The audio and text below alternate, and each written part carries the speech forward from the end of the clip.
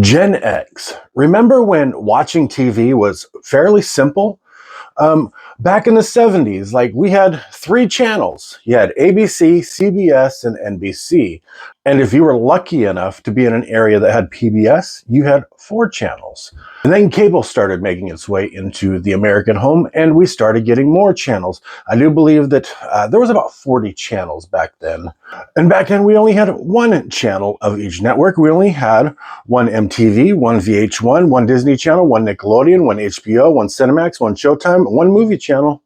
And then in the 90s, it expanded a little bit as we started moving into the digital cable era. And now we've got like 700 channels, most of which we don't watch. Because why?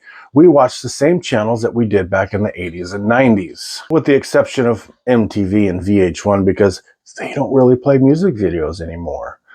And now all the cable networks are moving to streaming. So they're taking all their popular shows, putting them on the streaming apps, almost making cable obsolete. Why? Because they want you to pay more money. It will cost you more to subscribe to all the streaming apps than it did for cable. They're just making it more difficult for you to watch your shows and cost you more money. Am I the only one that just wishes that we could go back to when cable was simple? We are Gen X.